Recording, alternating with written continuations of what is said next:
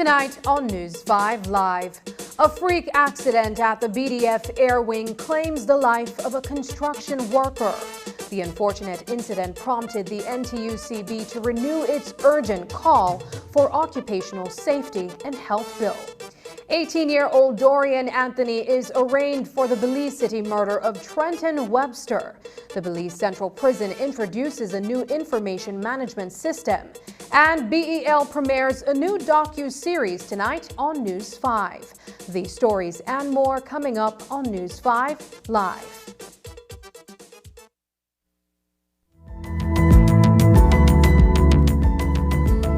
Smart introduces Real Unlimited postpaid plans, providing customers with unlimited talk, unlimited text, and unlimited data.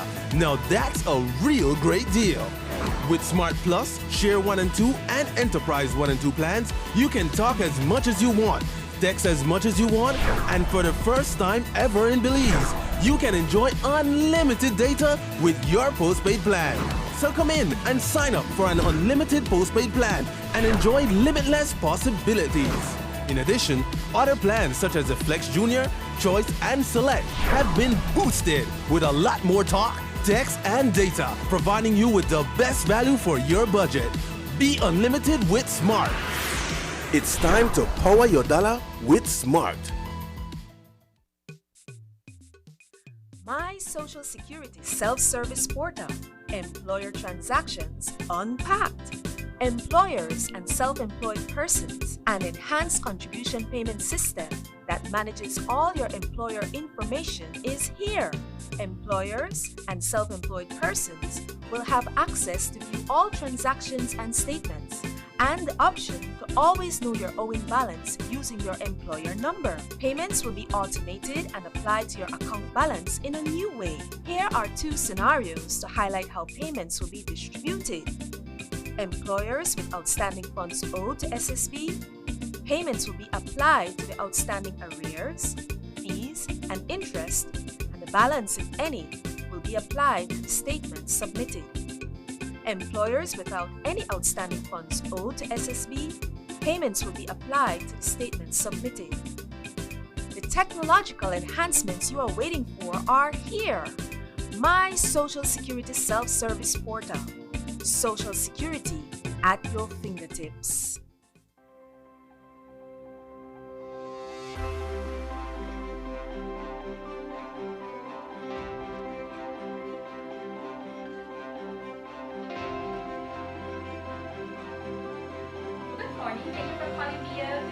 Inspection first. Once the inspection passes, we do the connection for you.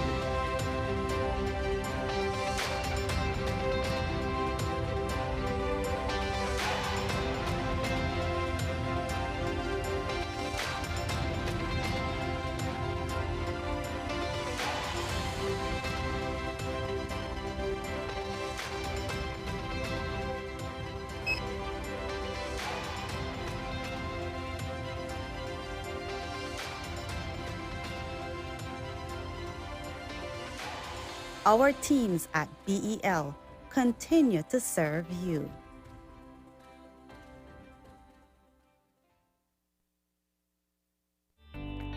Taking its name from the venerable father of the nation, the George Price Highway stretches 77 miles from Belize City to Benqueviejo.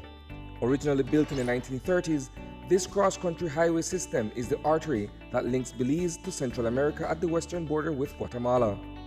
That connection facilitates overland trade, supporting Belize's economic development. Winding its way across the scenic countryside, the George Price Highway from Roaring Creek to Esperanza has been fully reconstructed to meet international standards, with particular emphasis on road safety. A shorter and hassle-free commute is best enjoyed when everyone obeys the traffic laws. To reduce the number and frequency of road traffic accidents, it means that a seatbelt must be worn at all times, and the speed limit observed when traveling along the highway. It also means that pedestrians must use sidewalks and crosswalks where available. Buses should only board and discharge passengers at a designated bus stop. Road safety is everyone's responsibility. It begins with you.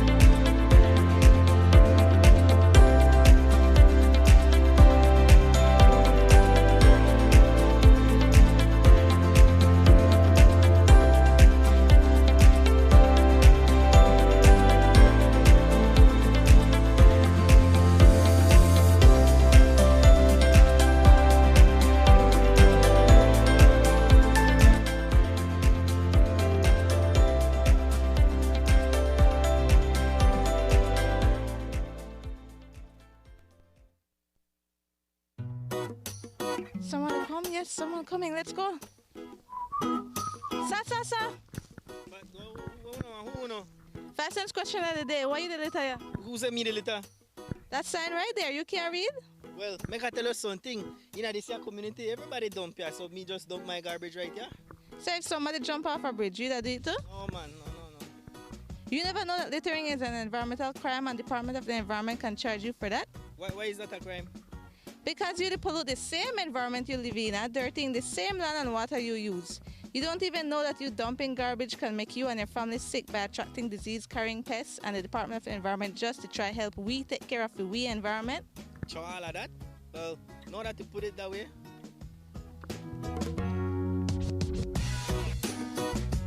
Thanks for your 5 cents, brother. That's not 5 cents Christianity.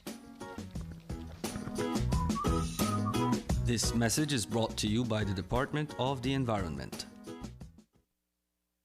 Westtrack Limited is committed to working hard every day to ensure you get the right products at the most affordable price. We strive to have the greatest selection of quality, affordable, and timely products and services that will enhance your personal or corporate lives. With an extensive line of products, we'll be sure to have what you need. For even faster service, you can contact us on Facebook, WhatsApp, or by email. We look forward to seeing you come through our doors at your nearest Westtrack branch today.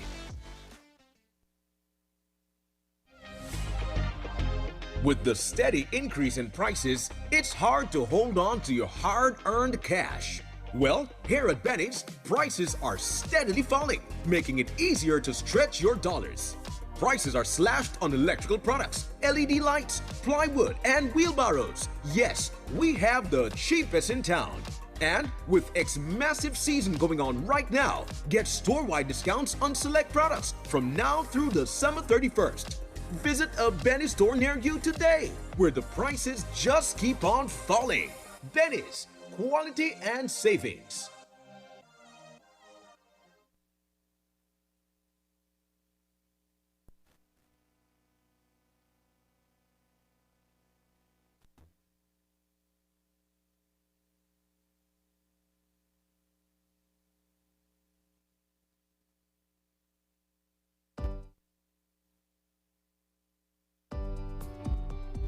Good morning, sir. Good morning. Can you produce your driver's license, please? Sure, no problem. Okay, Mr. Vernon, it's valid. Yep. Mr. Vernon, did you know your insurance will be up tomorrow? Oh, really? Make sure you try to update your policy, please. Thanks so much for the heads up. Babe, can you please renew my policy? We know that you get caught up in life sometimes, which is why RF&G Insurance makes renewing your insurance policy easy with WhatsApp. Just WhatsApp the words "Get Started" to 670-8700. We will prompt you to select the service you are interested in, select the service, and answer a few simple questions. An RF&G representative will process your request and follow up with you when your transaction is completed. It's that easy. Use WhatsApp and skip the lines. Remember, it pays to get it right with RF&G Insurance, a Row Group company.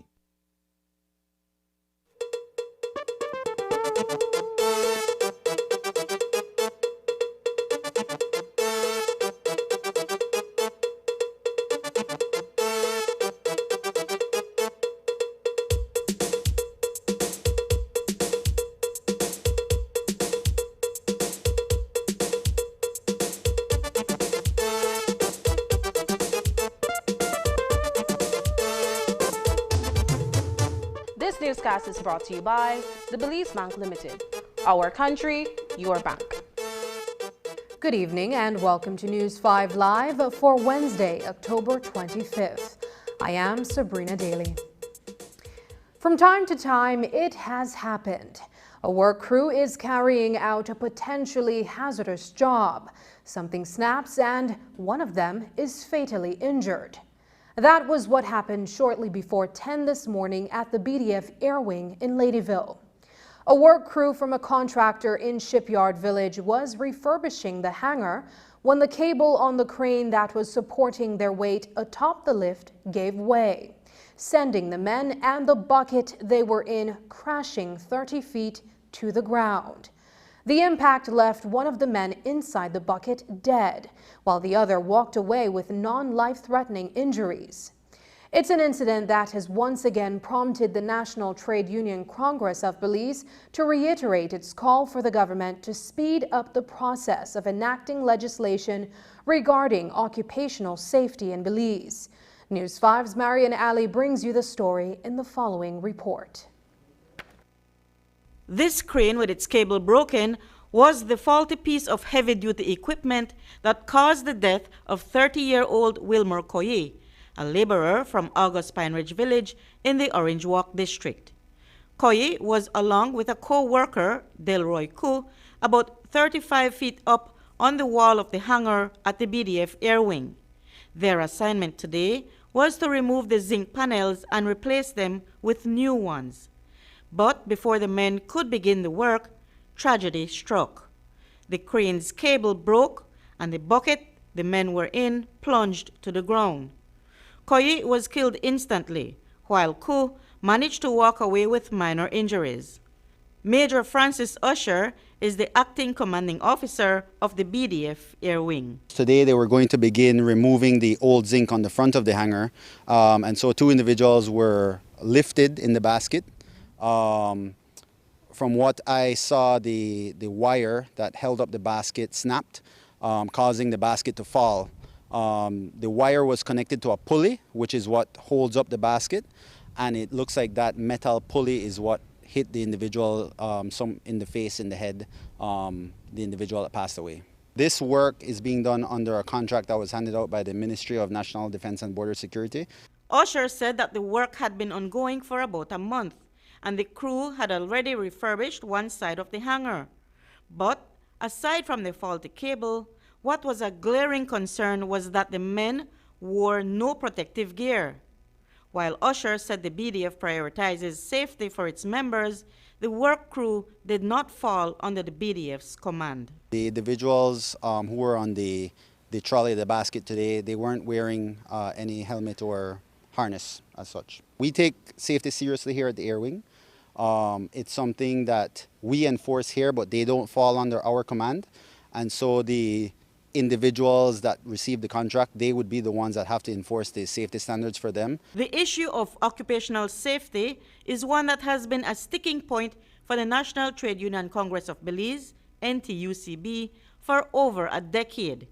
Today, its president, Luke Martinez, told News 5 that the umbrella union will not stop in its fight to get the OSH bill passed. We acknowledge that workers continue to be injured on the job, and workers continue to lose their lives.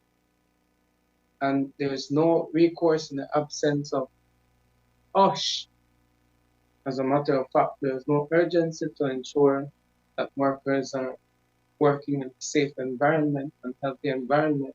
That should have never happened if the contractor would have followed standard operating procedures to ensure that safety is priority.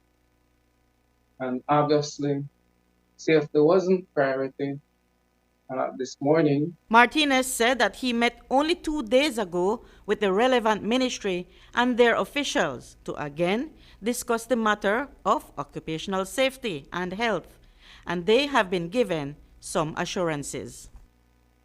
The minister and his CEO, they have given commitments that in 2 months' time, we should see a significant move. But 2 months, and I mentioned to them that 2 months is too slow.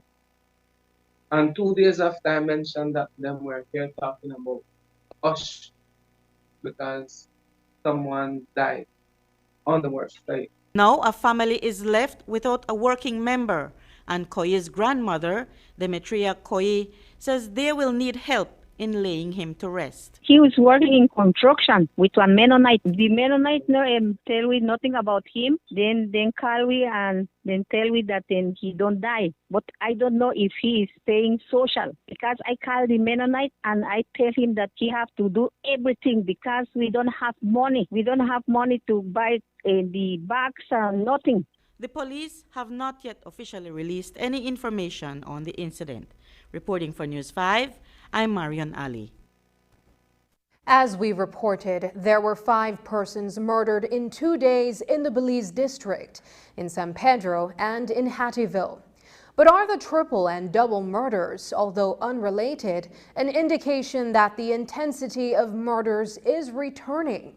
Minister of Home Affairs Karim Musa says that these are isolated incidents that are not gang-related, so no retaliation is expected. I think the intensity of the murders that we used to have were primarily based in Belize City and were gang-related. If you look at the 3 incidents that occurred, in one in Belize City, the gentleman lost his life as a result of an argument with another individual, and that does not seem gang-related and should not, technically speaking, result in any retaliation. And then, of course, the very unfortunate tragic murder in San Pedro, the triple murder that was drug-related. It has been determined to be drug-related. And then finally, the one in Hattieville, also a very heinous crime. That one was determined to be robbery. And so we do not anticipate that there will be retaliations. Of course, when you do have gang-related murders within Belize City, there tends to be a flare-up or a wave of crime that follows that. And so we are, of course, monitoring all 3 of these issues very closely. The police has been very active, and it is hoped that not just we make arrests in the San Pedro triple murder, but also the one for Hattieville as well. Like I mentioned yesterday, there are 2 suspects that are being sought by the police. Michael Brown, the man accused jointly along with Christian Espat, has still not been charged as police wrap up the preliminary investigation into his involvement in the triple murder in San Pedro on Sunday night. And where exactly he will be arraigned, whether in San Pedro or Belize City, remains unclear. But the post-mortem examinations on the 3 persons for whom they are accused of killing have all confirmed the news that we've already reported on. 3-year-old Amari Rodriguez, her father, Delmar Rodriguez, and Carlos Chi died of the gunshot wounds they suffered Sunday night. And today, police issued this all-points bulletin to the public for assistance in locating Christian Espat, who is the other man wanted in the heinous triple murder. Police believe Espat and Brown were the gunmen who ambushed the gold cart that Delmar Rodriguez was driving along with 5 persons and his 3-year-old daughter.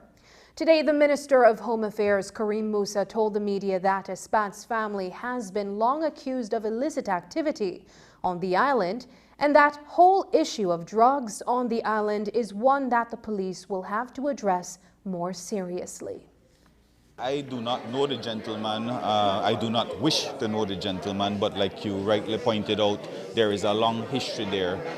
There are several families in San Pedro who have historically been engaged. I think 3 or 4 notorious families engaged in this playador lifestyle, in this drug activity, and it's not just in the last 10 years. We're talking at least 20 years that these families have been involved. I think that particular individual, his entire family was wiped out. Espat, if I'm not mistaken, a lot of his family members were in fact killed because of this very drug trade.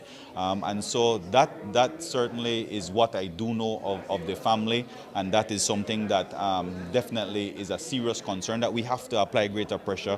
We did put a police boot up north, San Pedro, a few months ago, I think about 10 months ago, and we do have greater police presence along the beaches in North San Pedro, but again, such a large area to cover, and in fact that is something that we are going to be addressing. 18-year-old Dorian Anthony recently walked away from a murder charge while he was still legally considered a minor. That was a few months ago, back in July. Tonight, he is once again behind bars for murder after he was arraigned earlier today for the shooting death of 42-year-old Trenton Webster last Thursday night here in Belize City.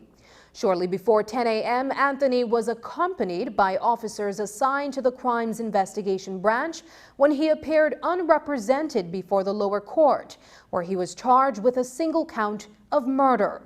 Anthony, who appeared before a senior magistrate, was informed that a plea would not be taken from him since the matter before the court is an indictable offense. It is alleged that on the night of October 19, 2023, police responded to a shooting on Rasta Street in the vicinity of Neil Penn Road. Webster was reportedly standing on the street when he was approached by a lone gunman who opened fire on him. That individual then made good his escape by running in the direction of North Creek. At 17 years old, Anthony, along with another minor, was charged in connection with the murder of Emmert Flowers, a resident of Racecourse Street, who was shot multiple times in front of his home in December 2022. Anthony has been remanded to the Belize Central Prison until December 28, 2023. Marlon Everett, accused of the murder of Albert Johnson in April 2018, appeared in the High Court today, where the trial against him concluded before Justice Nanto. Earlier today, senior Crown Counsel Shaniza Smith closed her case after calling on 13 witnesses, including a main witness who was only 14 years old at the time of the incident. But Smith's witness was treated as a hostile witness 2 weeks ago when he took the stand and did not cooperate with the Crown. In fact, the Crown's main witness initially refused to testify in the murder trial, providing a statement that was contrary to what was previously given to police. In his defense, Marlon Everett told the court that he was at home with his wife when he heard shooting, because he resided in the Rocky Road area not far from where Johnson was killed. Everett is being represented by attorney Brian Neal. Coming up, a new prison information management system is launched. We'll have more details when we come back.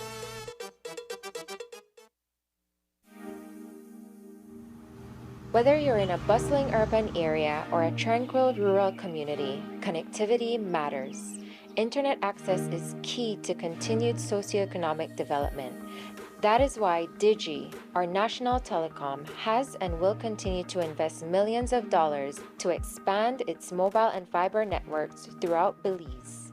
Thousands of mobile users and households, especially along the highways and in rural communities, are now enjoying the benefits of Digi's resilient infrastructure. Our national telecom will continue to lead the charge towards digital transformation by utilizing cutting-edge technology and maintaining an unwavering dedication to excellence. With our DigiWallet solution, Belizeans in urban and rural areas now have easy and safe access to a wide array of financial services via their mobile devices. And with the recent launch of DigiTV, Digi has made history, becoming the only quad play service provider in Belize.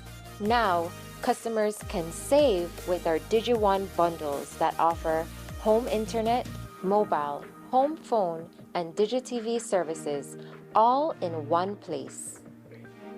Digi is committed to providing all communities with access to high-quality, reliable, and affordable services while unlocking untapped potential and opening the doors to a brighter future for all.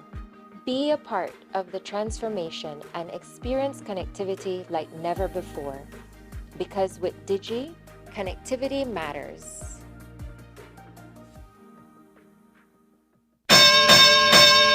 Down goes the champ! Down goes the champ! Well, the question is, are they down and out? IBL semi-final basketball continues this Friday night, October 27 at the Belize Civic Center, 7:30 p.m. It's Game 2 in the best of 3 series, and it will be loud. In Game 1, BWS Pressure Team put a spanking on the defending champs, Rico Blacks toughing up tours. Will the champ rebound in Game 2 from that massive beating and force a decisive Game 3, or will they fold and allow the BWS team to lay the pipe on them Friday night? I man wanna lay the pipe. And then let's get ready to rumble! Police and thief in a shootout. 8:30 will be game 2 between the police department and the Ministry of Health squad. The police drew first blood and gunned down the MOH team. Can the health team respond? Or will police bury them from long distance? Who will advance to the grand finale? Who will bling the ring?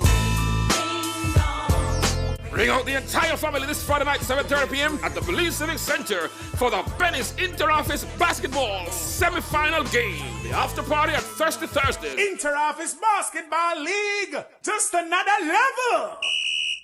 Sponsor. Just another level. Just another level.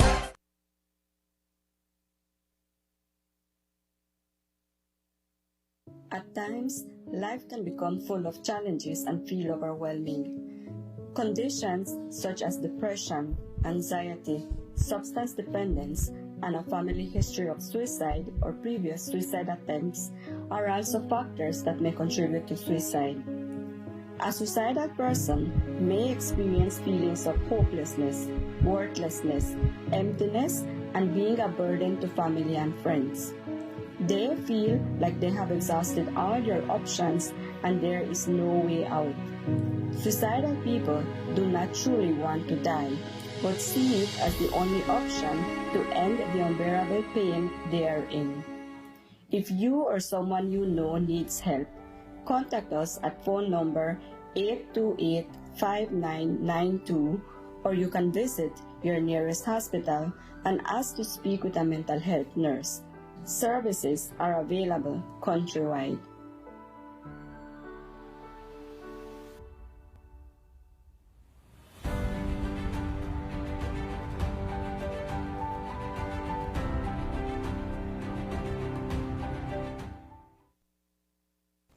Earlier this month, on October 2nd, Tyrone Ellis and Shaquille Maine were acquitted of the charge of being a member of a gang due to the lack of sufficient evidence.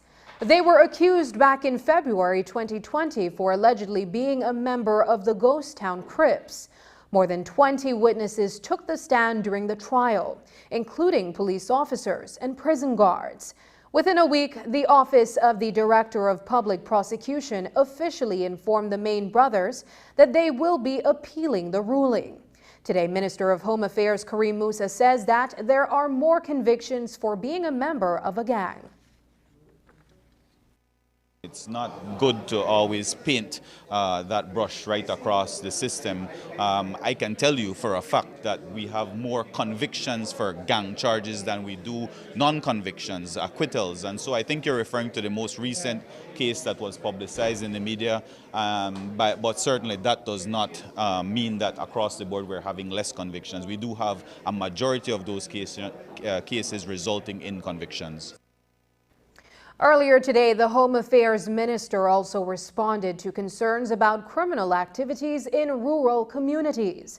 Hattieville, Roaring Creek, and Dangriga have been identified as hotspots for criminal activity outside of Belize City. Recently, there was the robbery turned murder in Hattieville and an armed robbery of a store in La Democracia. But are criminal elements from urban areas traveling to rural communities to commit these crimes? Is there a need for more police officers in these areas? Here's what Minister Kareem Musa had to say. What it is an indication of is more criminals who are in the rural communities. So it's not as though we have criminals from urban settings now moving to rural communities to commit crime. It is actually homegrown individuals from these communities that are committing these crimes. And so the police definitely has to make adjustments. We do have a very large geographical area to cover with just 2,300 police officers. We do have another intake that's going to come out shortly. And we have identified that, and which is why we made those adjustments. We actually sent 6 of the new recruits from the last intake to Hattieville because we recognize Hattieville as a hotspot. We recognize Dangriga and also Roaring Creek as 3 areas outside of Belize City that are hotspot areas that we need to dedicate more of our resources to. So we have been making the adjustments, and I think that we'll also be making a push to have CCTV cameras within these communities. Again, a very large rural community, and so more police effort and more officers on the ground, I think, would help in that situation. There are approximately 1,260 persons at the Belize Central Prison, some serving sentencing while others are on remand. For decades, the facility is being managed by the Kobe Foundation, but data collection and processing of the inmates were being done manually. That is until today, as a new prison information management system is being launched. The web-based program digitizes the processes, making the management and services of inmates more efficient. News 5's Dwayne Moody reports. The Ministry of Home Affairs, in partnership with UNDP, Infosegura, and USAID, launched the Prison Information Management System today. Valued at a cost of $300,000, the new system, inclusive of hardware and software, will digitize paper-based information to web-based and will enable users to better meet the prison's requirements and promote accountability within the criminal justice system. This has been a priority of our administration since taking office, and it's not just in relation to our prison systems, also at forensics, and of course, as you know, the police department has the SIMS, and so this is an extremely important tool that we find, not just for data capturing and gathering, but also to help out the prison department, the staff, and management in terms of data-driven decision making. And certainly, of course, having one consolidated portal is excellent in terms of drawing for any information that you might need at any given time. Before this program came on stream, we were capturing a lot of data. The prison has a substantial amount of data over the years, but they were all captured manually using Excel spreadsheets. I have very good grasp of the Excel program, so I do a lot of templates with formulas and those kinds of things so that it tabulates automatically, right? But even though you have those templates, it is still painstaking. It is a painstaking way of doing business. So this program should be able to consolidate all the data that we have been capturing over the years in different templates under one umbrella, if you want to put it that way. PIMS for short is a comprehensive application that covers every aspect of the inmates when in prison, as well as when they re-enter society, ensuring that they are attending meetings and track their whereabouts.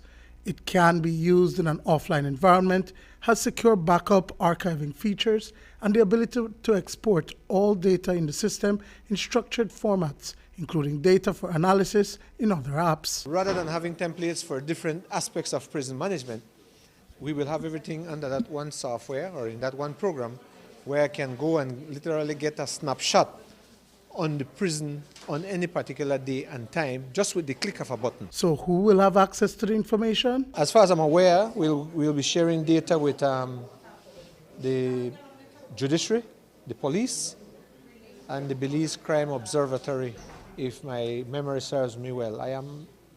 I want to think that the forensics department will also be able to access our data. And how it will improve the human rights of these inmates, I can safely say that we will be more efficient in managing their court dates.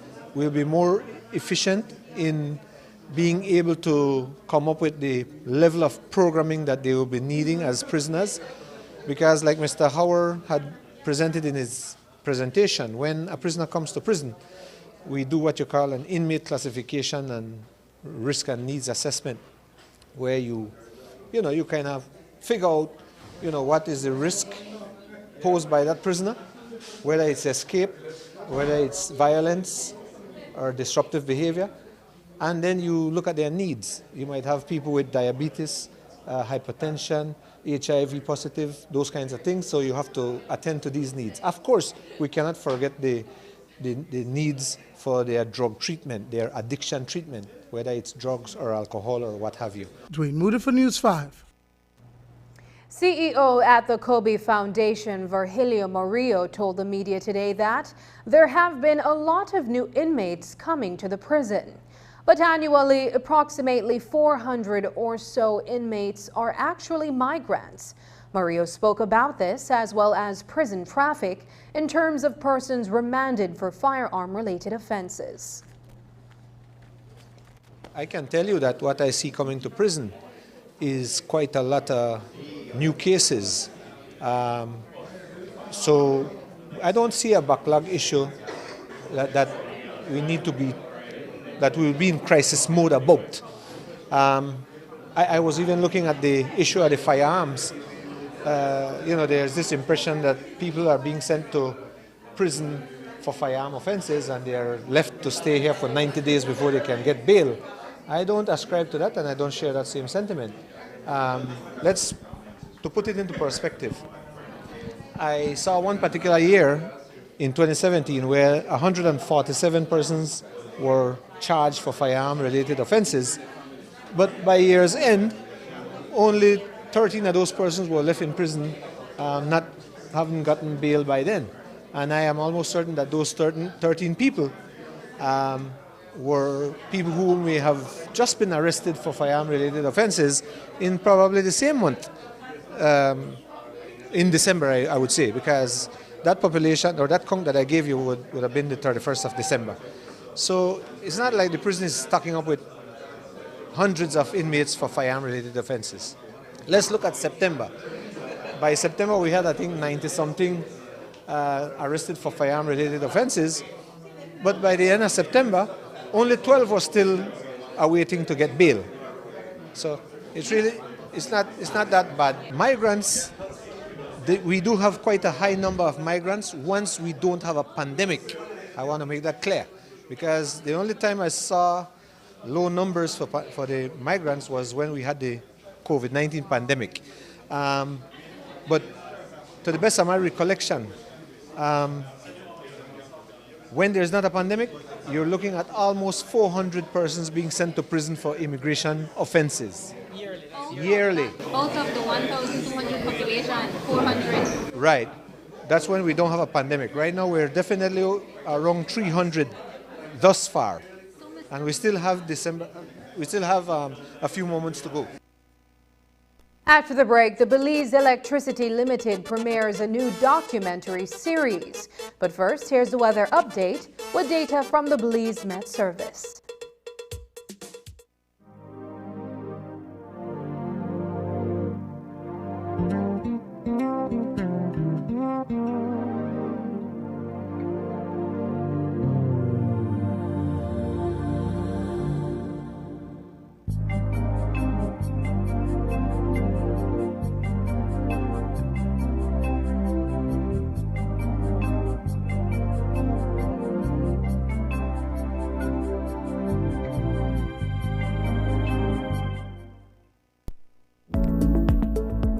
Managing your mental health this October and November 2023. Mental health and well-being is a and are fundamental to enjoying a good and emotions, or to accept or express how we feel. Not sure how to ask for help when you're struggling? Stop. Don't ignore your emotions. If you want to talk about how you are feeling, send a free SMS with the word TIPS to your report at 886 or scan the QR codes to access our mental health support.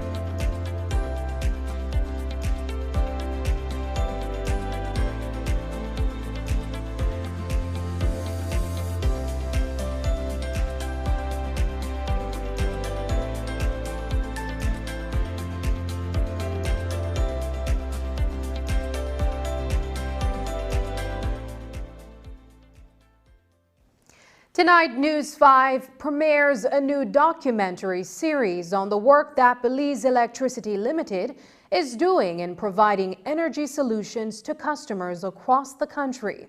During the bi-weekly episodes, we will travel to various locations and speak with employees of the utility company as they go about their jobs.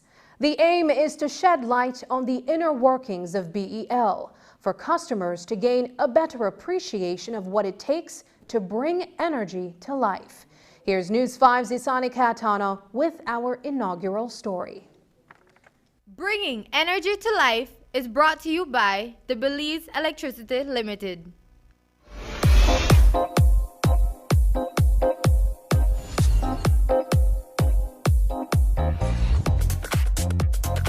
As a prime tourist destination on Ambergris Key, San Pedro is arguably the fastest growing municipality in the country, aside from Belize City. In November 2019, Belize Electricity Limited inaugurated a new branch office in the island town. Since then, the company continues to provide services to meet the demands of an ever-expanding population. We are here in one of the hubs of economic activity where tourism is booming. And so with all of this growth in San Pedro that we are seeing, you obviously have an increase in the demand for electricity. And so through this series, we hope that you will gain some insight as to what are the plans, the future plans and mechanisms, and the people designing and operating these plans. At the workplace on Pescador Drive, BEL's corporate communications officers meet with Ralph Lynn, the power line supervisor for San Pedro and Key Cocker. They discuss a new docu-series that the company is embarking upon before setting out to join a pair of power line technicians in the field. Bringing Energy to Life is a unique, short infomercial series in which the company is undertaking. We're trying to give viewers an idea of the behind-the-scenes operations that BEL partakes in a day-to-day basis. So many persons in their households, power gets to them very conveniently. You flip a light switch, you touch a power button and electricity is instantly, you instantly get access to electricity. However, behind the scenes, it's a far more complex process than what we might realize. Several miles north of the island, in an area that feels rather lonely and desolate off the beaten path, a two-man team is busy working on an electrical pole. Energy is the foundation for everything that is human life, even and more especially enterprise, business, which is part of our mission to support enterprise and promote national development. Together, the technicians temporarily cut off power supply to a small vacation place at the beachfront, and soon after, they work in tandem to clear vegetation that threatens the overhead cable. It's among the many services that BEL offers to customers while preserving the integrity of its infrastructure.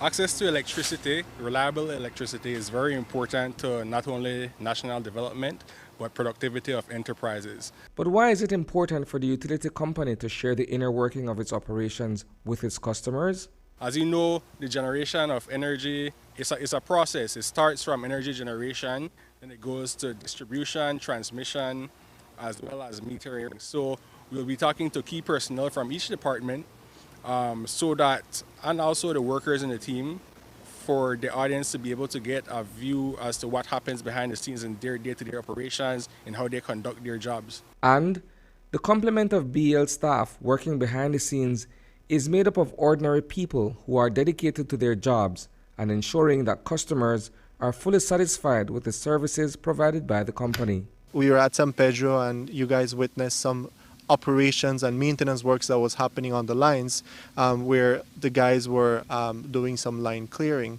And this is just one day, in the life of a BEL power line technician. So this is what we will be bringing to your homes, an insight into the operations of BEL and everything that makes up BEL, which is the people. Reporting for News 5, I am Isani Cayetano.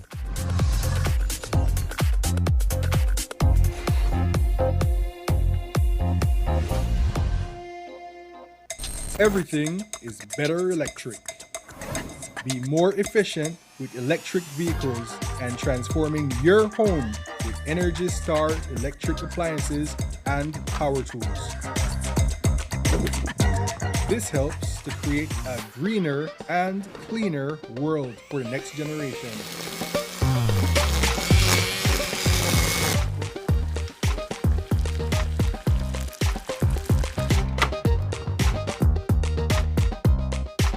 Energize your world with BEL.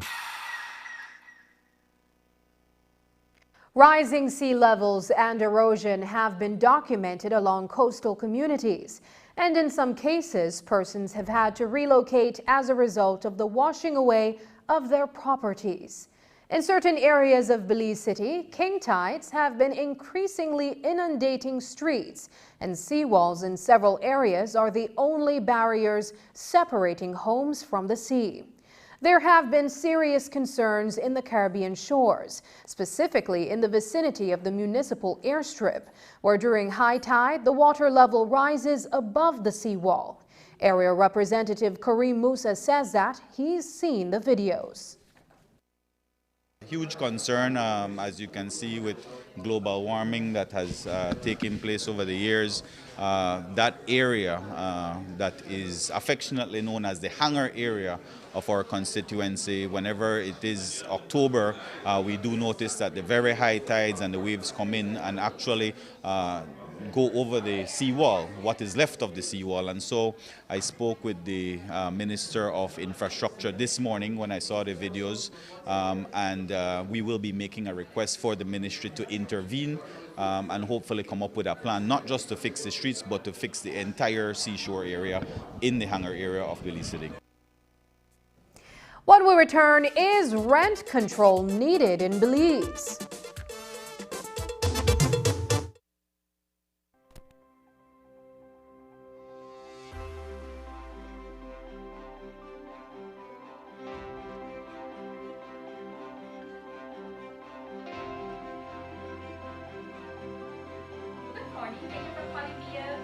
Inspection first. Once the inspection passes, we do the connection for you.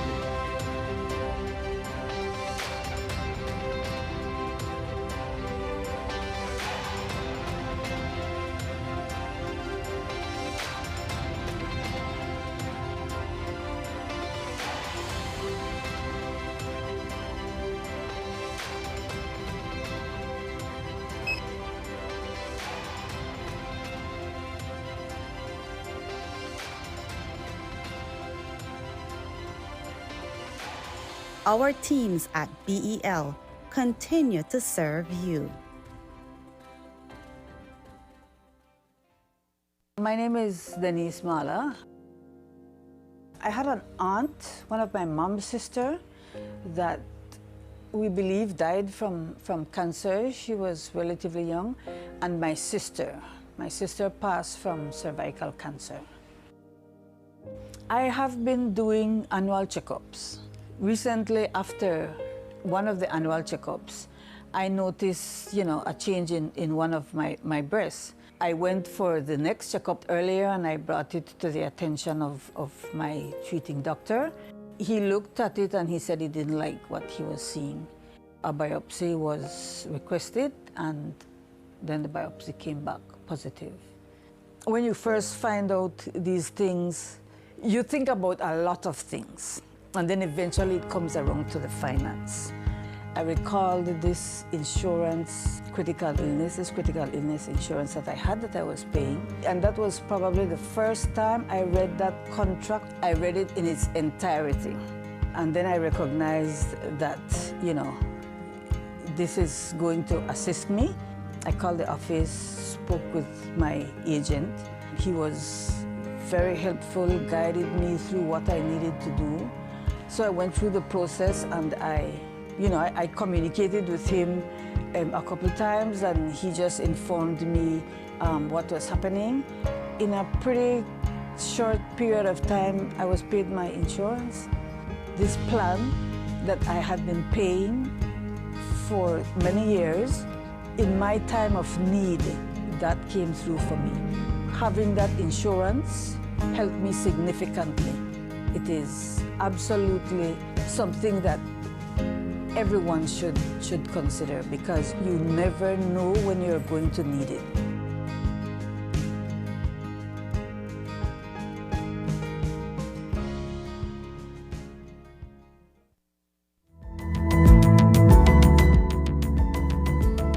Smart introduces Real Unlimited Postpaid Plans, providing customers with unlimited talk, unlimited text, and unlimited data.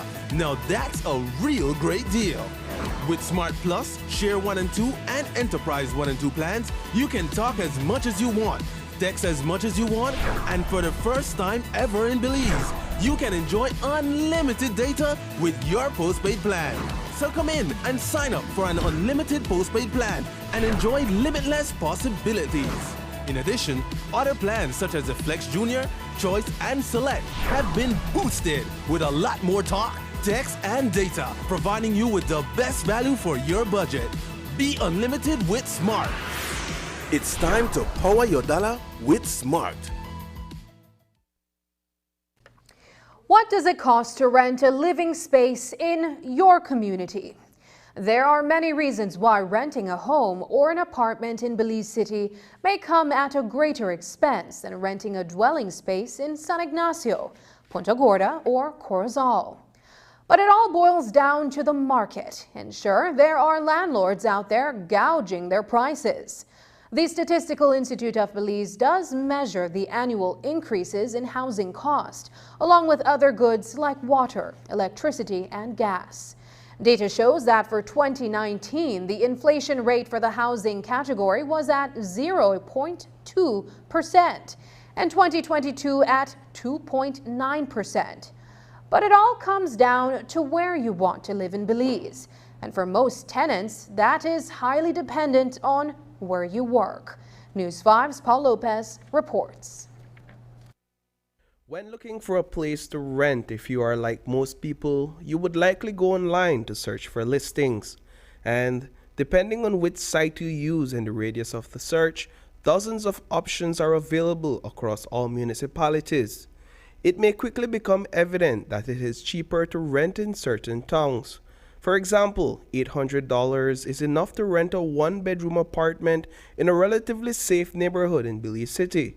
For $300 less, you can rent an entire two-bedroom home not too far from downtown San Ignacio. But why is this the case? We turn to Carla Habet, the president of the Belize National Association of Real Estate, for some answers. For instance, like Belize City, I would say it is a strong market. You have San Pedro is a strong market. Placencia is a strong market. To an extent, San Ignacio is a pretty strong market. So like you would find that in these places you have like a larger mix of rentals, and you just have like higher priced rentals. The demand is higher for those. I feel like there's always a local market in every municipality. If you look at those same municipalities compared to, as you mentioned, like a Corozal or Orange Walk, like a Dangriga, for instance, or like a PG, in comparison to those, it will still be more expensive for locals to rent. Again, just because there's more demand, there's higher paying jobs, which means people can pay more, people demand more. The renters put more into the place, might be actually like more square footage, might be semi, for instance, so they might be offering more value. And again, it's just you're looking at a location, right? Everything's location, location, location. So these places just have more going on. There's more amenities nearby, there's better infrastructure, all of these things. So you'd expect a higher price. According to Habet, a lot of single income and double income families may not be able to access the finance necessary to build their dream homes. The increasing cost of labor and construction materials also influence why people decide to rent instead of owning a home at this time. On the other hand, many people simply desire to live where they work. In theory, there's an option for every budget, but cheaper may require some compromise. I think what people are looking for is something that they can afford. I think that might sound silly, but they're willing to compromise for the price. So what you'd be seeing is like a typical local, and it might be like one person to two people trying to find a place or share a place. There's like a magic number they always ask for, which is like maybe like between $650 to $800 per month, right? That's what they know they want to spend. They might be going out there with an idea that this thing could be a 3-bedroom. And in some cases it can be, and I think too, we're representing agents, obviously. And I think with agents, you're going to get probably the highest price you can get for your place. but sometimes that takes some more time. But know that if you just jump on like, Belize Buy and Sell and these kind of sites like on Facebook, people are doing consumer to consumer transactions, right? And those are sometimes faster and cheaper. They're usually cheaper. And that's what it is. Again, people, they have their budget and then they can get it met. So, who determines the cost of rent? The long and short of the answer is that market demands does. Location, the kinds of amenities that come with the home, the square footage, and the yard space are all factors that play a role in pricing. But what if the government of Belize implemented rent control to place a limit on what landlords can charge? Would it work? In early October, a reporter asked Prime Minister John Briceño. For those that are still renting, as you may know, the cost of rental costs all over Belize very high. Has the government ever given any consideration to maybe doing something about rent control? No, actually, no. It would be very difficult to have any kind of rent control in Belize. But I think that what we can put in place, or I think that the renters need to be aware of that there's a process when they are not paying their rent and how they can take them out from their homes. Because in some instances, some unscrupulous building owners would change the lock or cut the water, cut the light.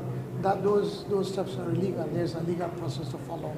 So from that end, yes, I think we need to find or ensure that our citizens know what are their rights.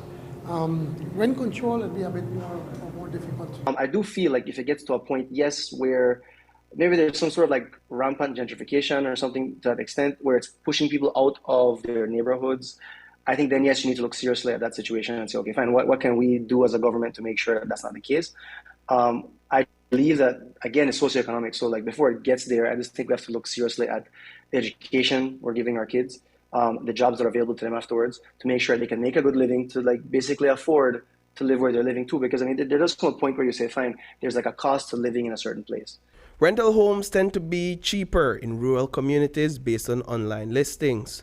But renting a home in a rural community can place an additional burden on one's transport expenses. Reporting for News 5, I am Paul Lopez.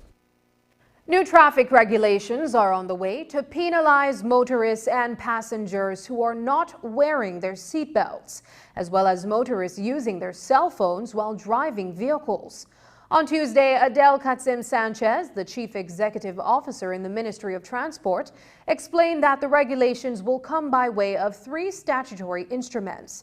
Also, these instruments will finally empower traffic officers to utilize their speed measuring devices. We know that road safety is a public good. It's a responsibility of the entire government as well as pedestrians and commuters, people who drive. The ministry, through the Department of Transport, has been actively involved in the project.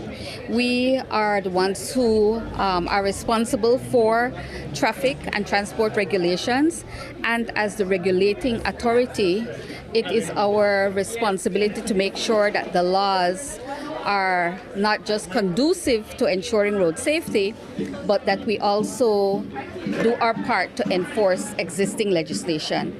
We are in the process, through this road safety project, of amending statutory instruments that are related to enforcing not using electronic devices while driving, using seat belts for all persons who are in the motor vehicle. Currently, the legislation only requires the use of seat belt for people who are in the front of the vehicle, the front seats. And so now the new statutory instrument will require seat belt use for all persons in the vehicle. And we also will be amending legislation to allow us to use speed measuring devices to enforce the speed limits across the country. CEO Sanchez says the new road safety regulations are currently with the Attorney General and should be enacted by the end of the year. She noted that the Ministry of Transport will launch an awareness campaign to inform motorists what is expected under the new laws. We are using speed measuring devices, but in legislation, what we're doing is we're strengthening the legislation to allow us to use all types of speed measuring devices, not limit us to use just one brand.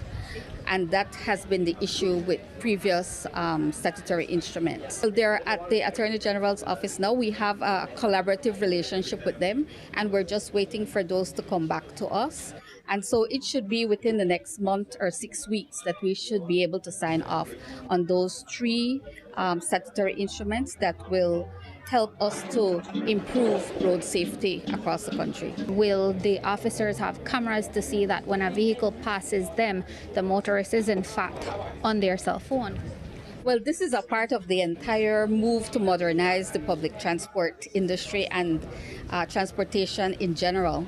And so the first step is putting in place the requirements by law.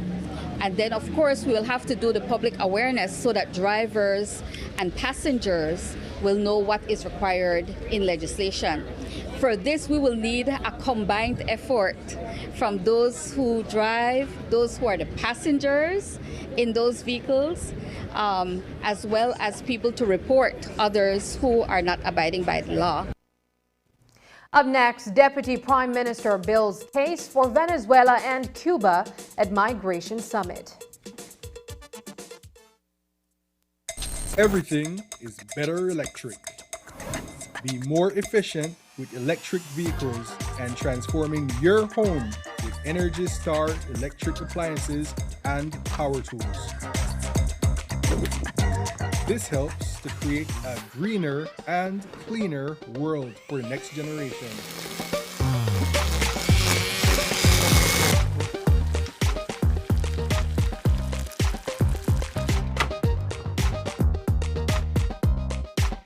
Energize your world with BEL. Get ready, babe. We're going on a vacation. Finally, where are we going? Don't worry, babe. I have we covered. Are you sure you know where we're going? Yes, babe. Oh, right there, see?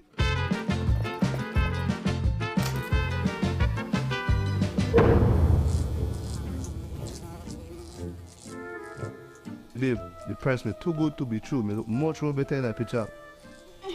When life throws you a curveball, Belize Bank has your back.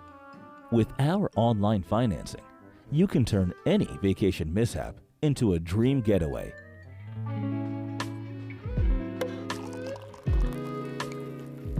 Cheers to Belize Bank for making our dream vacation a reality. Thanks to you, babes, to turn things around. No thanks to you, cheapo. Ouch. Experience the future of financing with Belize Bank Online, where you can secure funds for anything, from anywhere, at any time, all without stepping foot in a bank. Apply for a loan today and unlock a world of possibilities. Smart introduces Real Unlimited Postpaid Plans, providing customers with unlimited talk, unlimited text, and unlimited data. Now that's a real great deal. With Smart Plus, Share 1 and 2, and Enterprise 1 and 2 plans, you can talk as much as you want, text as much as you want, and for the first time ever in Belize, you can enjoy unlimited data with your postpaid plan. So come in and sign up for an unlimited postpaid plan and enjoy limitless possibilities. In addition, other plans such as the Flex Junior, Choice, and Select have been boosted with a lot more talk, text, and data, providing you with the best value for your budget. Be unlimited with Smart.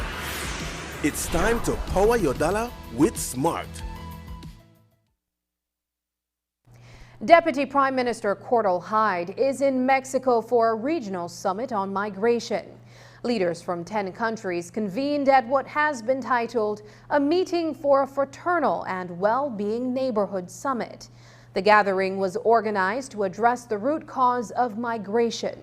On Wednesday, Hyde addressed the summit and raised issues with the strategy being developed to address migration across Central America and the Caribbean. Here's what he had to say. Of course, the topic of irregular migration is always front and center in our minds, and I'm pleased that we are grappling with it, and grappling with it in a unified way. We have to be unified in our efforts if we are to have results. We have to be coordinated and unified. We can't do it alone. Our countries can't do it alone. We have to go at it together. When we try to tackle such vexing issues on our own, then we fall woefully short. If we are together, then we are giving ourselves a chance at success. My only disappointment is that the language of the declaration was watered down some, watered down too much to remove references of Cuba and the US. There was one proposed point in the declaration that was calling for the governments of Cuba and the US to commence dialogue in the shortest possible time to improve relations, but it was removed. Excellencies, it's been too long, this blockade against Cuba. 6 decades is way too long. And now there is this unilateral designation of a state that sponsors terrorism. The damage to the people and government of Cuba is incalculable. And I'm not even speaking to the damage that unilateral coercive measures have caused to Venezuela. It is acts like these that drive irregular migration. You've seen that 3/4 of the irregular migrants have come from Venezuela. Last night, we even removed a benign but important line in the document that recognized the latest progress being made between Venezuela and the US. I just cannot understand. I just cannot understand why it is that a declaration on irregular migration from our regional heads cannot clearly call out the unilateral coercive measures against the people of Cuba and Venezuela, considering what those inhumane actions have done to cause suffering and irregular migration over the longest time. The public and bank holidays for 2024 have been released in accordance with the first and second schedules to the Holidays Act, Chapter 289 of the Laws of Belize, Revised Edition 2011. Outside of the Easter holidays, there will be 6 extended weekends, 2 in January, 1 in March, 1 in April in lieu of Labor Day, 1 in September, and 1 in October. September 10th, however, will be recognized on the 9th, while Emancipation Day, Garifuna Settlement Day, as well as Christmas and Boxing Day all fall during the work week. The minister responsible for holidays is Kareem Musa. If you look at whenever we do have the 10th holiday, and I'm pretty sure this is not the first time that we are moving it to a Monday, that is during our September celebrations doing. And so you normally have events that are planned for that long weekend. Normally the 10th and the 21st, if they fall close to a Monday or a Friday, that is when the holiday is normally celebrated. And so you would have events like I think the Belikin Fest, the Carnival, these types of events are normally held during that time. And so that was the thinking behind it, to move it to a long weekend and make it a Monday holiday instead of a Tuesday. And Emancipation Day is being celebrated on the Thursday. On the Thursday, correct. Why is it ushered? We took into consideration, as you know, Miss Marin, Yaya Marin, has been advocating for the observation of that holiday. I had promised it on the last occasion about a year ago because they wanted it to be shifted last year, but so many people had already made adjustments to their calendars. The schools had already made adjustments. The workplace had made adjustments. And so now that holiday in particular will be observed on the day itself, which I think is the Thursday. And that's the news. Tonight's broadcast is available at channel5belize.com, on our Facebook and on YouTube. I'm Sabrina Daly. Thanks for joining us. And from all of us here at News 5, good night.